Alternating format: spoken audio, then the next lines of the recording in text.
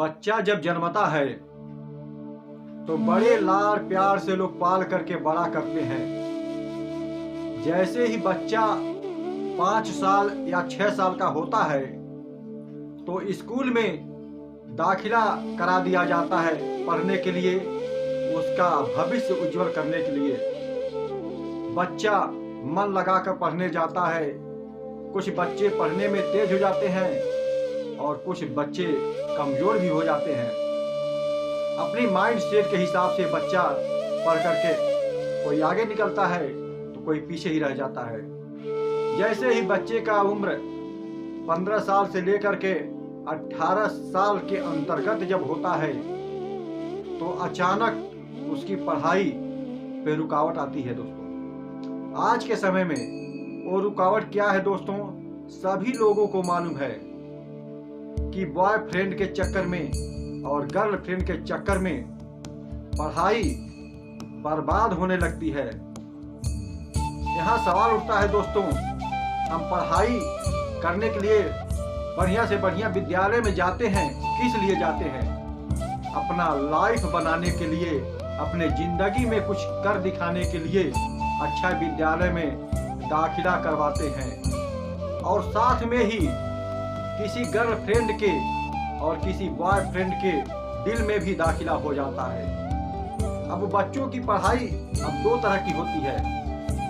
पहली पढ़ाई स्कूली विद्यालय में होती है तो दूसरी पढ़ाई गर्लफ्रेंड और बॉयफ्रेंड के विद्यालय में होता है। अब देखना यह है दोस्तों कि कौन सी पढ़ाई तेज होती है। गर्लफ्रेंड वाली पढ़ाई तेज होती है, स्कूली में पढ़ने वाली पढ़ाई तेज होती है। अब हर बच्चों के ऊपर डिपेंड है। कोई बच्चा ऐसा भी होता है कि गर्लफ्रेंड बॉयफ्रेंड के चक्करों से हट करके विद्यालय में पढ़ने के लिए जाते हैं और घर पे पढ़ाई करते हैं। बस यहीं तक उनकी माइंड सीमित रहती है, अच्छी बात है। और कुछ बच्चे ऐसे भी होते हैं कि विद्यालय में पढ़ाई भी करते हैं और गर्लफ्रेंड बॉयफ्रेंड वाली पढ़ाई भी पढ़ते हैं, दोनों काम करते हैं। दूसरे नंबर के बच्चे और तीसरे नंबर के बच्चे क्या करते हैं, माँ बाप के नजर में पढ़ाई पर तो ध्यान देते हैं, दिखावा होता है कि हम पढ़ाई पढ़ते हैं, घर पे पढ़ते हैं, विद्यालय में पढ़ते हैं, लेकिन उनका पूरा समय गर्लफ्रेंड और बॉयफ्रेंड में वाली पढ़ाई में बीत जाता है। मोबाइल से बात करते करते समय बीत जाता है। क्या ऐसे बच्चे अपने लाइफ में कुछ कर पाएंगे? पढ़ाई के समय में गर्लफ्रेंड बना लेना और बॉयफ्रेंड बना लेना आपके करियर को बर्बाद कर सकता है। और इन दोनों को छोड़कर अपने पढ़ाई पर ध्यान देंगे, आपका भविष्य, आपका लाइफ उज्जवल हो सकता है। दोस्तों, कुछ बच्चे ऐसे भी हैं बाप की कमाई उड़ाते हैं, गर्लफ्रेंड और बॉयफ्रेंड के चक्कर में मौज मस्ती करते हैं, इधर उधर घूमते हैं और बाप की कमाई का पैसा बर्बाद करते हैं। उनकी कमाई का कोई वैल्यू नहीं करते वो बच्चे जो गर्लफ्रेंड के चक्कर में पैसा बर्बाद करते हैं।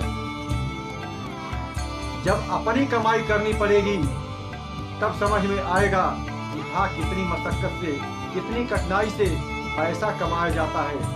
तब अकल ठिकाने आएगी कि आज मैं अपने बाप की कमाई को बहुत बर्बाद कर चुका हूँ, काश वो कमाई वो पैसा रहता तो हमारा जिंदगी बदल सकती है। दोस्तों, लेकिन उस समय में जवानी के दलहीज पे 18 साल 20 साल की उम्र में जब गर्लफ्रेंड का बॉयफ्रेंड का लत लग जाती है तो ये दिमाग में सोचता नहीं है कि मैं गलत कर रहा हूँ या सही कर रहा हूँ। कोई लाख समझाए, लाख बताए, लेकिन समझने के लोग तैयार नहीं होते हैं कि कोई कुछ समझा रहा है।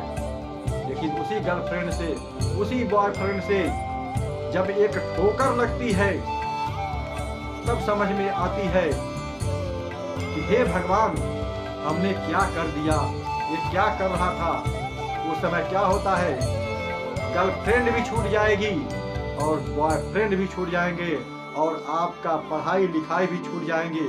न आप घर के रहेंगे न घाट के रहेंगे। उस समय आप क्या करेंगे? गर्लफ्रेंड बॉयफ्रेंड भी छूट जाएंगे, पढ़ाई भी छूट गई। उस समय आप क्या करेंगे? कभी सोचा है आपने? समय तो निकल गया, अब पछताने से कुछ नहीं होगा। कह रहे हैं कि अब पछताए हो तो क्या, जब चिड़िया चुग गई खेत।